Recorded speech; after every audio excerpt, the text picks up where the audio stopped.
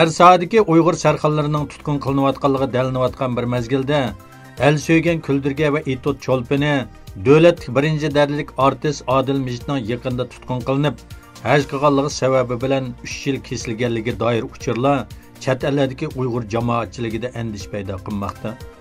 Odil Mijitning Turkiyada yashayotgan qizi garchi bu uchurning to'g'riligini jazmlashtirmagan bo'lsa-mu, ammo 2 noyabrdan buyon dadisi bilan aloqasining butunlay uzilib qolganligi va yangi yurak operatsiya qilib texi to'liq asli kelib bo'lmagan dadisining salomatligidan qattiq ansirayotganligini bildirdi.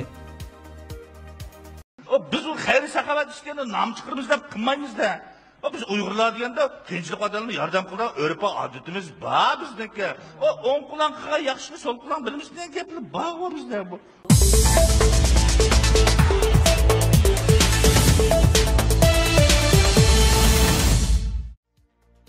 Sharqi Turkistondagi masjidlarni cheqishni davomlashtirayotgan Xitoy kommunistlari ishki o'lkalarda cherkovlarni cheqish bilan bo'ldi qilmay, butxonlarni qora qo'yib cheqib, qilib qolgan butxonlarga Mavzudning haykalini qo'yib, ommani shuningga ibodat qilishga majburlagan.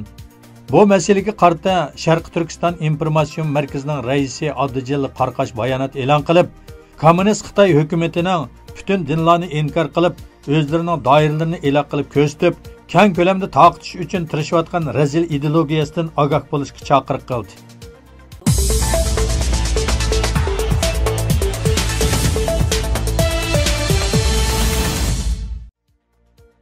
New York vaqti gezdi bu vaqtda e'lon qilingan tekshirish xarakterli xabar maqolasidan qaraganda, lagerga tutqun qilingan minglarcha kishi hozir shu lagerlar ichida yoki lagerlarga yaqin joylarda selinayotgan zo'r ko'lamlik zavod korxonalarda majburiy emgak selinmoqda ekan. Ko'zatchilar lager tuzumining yanada xatarlik tus elayotganligini bildirmoqda. Sharq Turkistonda 2 milliondan oshiq kishining qayta tarbiya lagerlariga qamilishi orqali o'zining milliy va diniy kimligidan voz kechishga majburlanayotganligi, har kuni ro'yi va jismoniy jihatdan qiynashga uchrayotganligi, xalqaroning kuchli tanqidiga uchrayotgan bir paytda bu lagerlar haqida yana bir yangi xabar tarqaldi.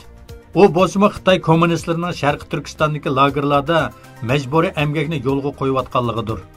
Dunyodagi nopuzli gazetlardan New York vaqt gazeti va Moliya gazeti qatorliqlar e'lon qilgan xabarlarga qaraganda, Xitoy hukumatı hozir Sharqi Turkistondagi lagerlar ichida yoki lagerlarga yaqin joylarda zo'r ko'lamli zavod korxonalarni selish orqali tutqunlarni majburiy holda emgak solmoqda ekan. Tutqunlarning bu o'rinlarda ishlashni rad qilish huquqi yo'q ekan.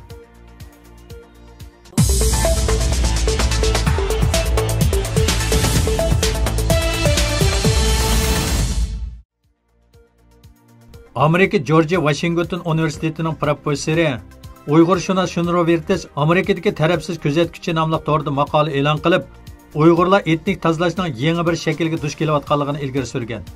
Sharqi Turkistondagi Uyg'urlar va boshqa oz sonli millatlarning madaniyati va kimligida radikal o'zgartish ilib berishni ko'zlayotganligi aniq ekan. Biroq u buning qanday oxirlashadiganligiga savol qo'yib, bu xil o'zgartishning islomni yo'qotish jamiyatidagi siyosiy sadosini jimiqtirish, Uyg'urlarning ijtimoiy kapitalini vayron qilish, Uyg'ur tilini besim ostida tutish, faqat davlat qabul qila oladigan naqsh usul va milliy kiyim-kechaklardan boshqa barliq Uyg'ur moddiy madaniyatlarini vayron qilishga markazlashganligini bildirgan.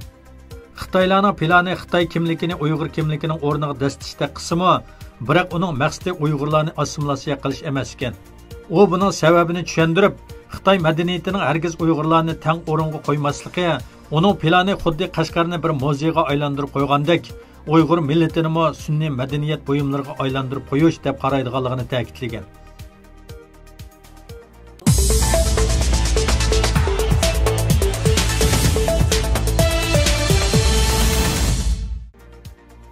To'qqizinchi dekabr Avstraliyalik 102 yoshga kirgan Momay Avishir yo'l manganda hosiga taynib mangadi.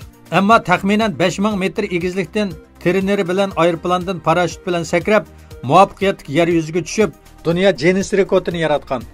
Uning sakrashdagi maqsadi Avstraliyadagi harakat nevroni kasalligi jamiyatiga iona to'plash bo'lib, Avishir bu faoliyatni umrining oxirigacha davomlashtirganligini degan.